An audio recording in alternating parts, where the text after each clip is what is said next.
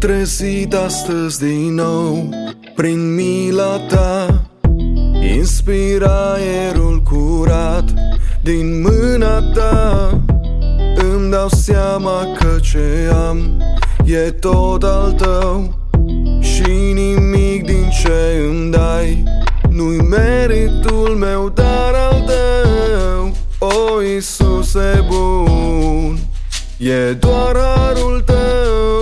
O, Iisuse bun, hai să lăudăm pe El, pe Iisus că-i cel mai bun. Să-L slăvim pe Dumnezeu, pe Iisus că-i cel mai bun. El e cel din veșnicii, mi-a dat viața în dar, nu o viață pe pământ, dar în cerul preasfânt.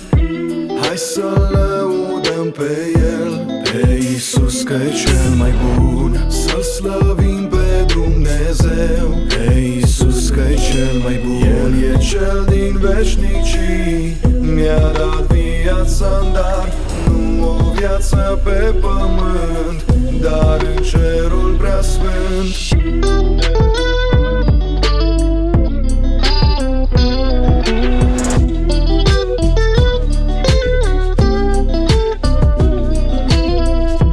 Îmi dau seama azi din nou că Tu, Iisus, m-ai trecut prin întrebări, dar mi-ai dat răspuns. Ale Tale sfinte căi mi-ai arătat cum să merg fără să cad. M-ai învățat-o, Domnul meu, al meu Dumnezeu. O, doar harul Tău, al meu Dumnezeu.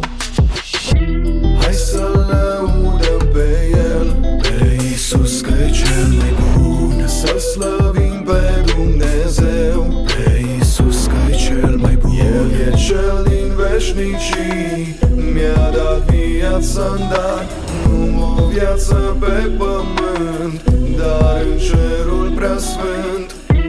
Hai să lăudăm pe El, pe Iisus că-i cel mai bun. Să slăvim pe Dumnezeu, pe Iisus că-i cel mai bun. El e cel din veșnicii, mi-a dat viața în dar, nu o viață pe pământ, dar în cerul preasfânt.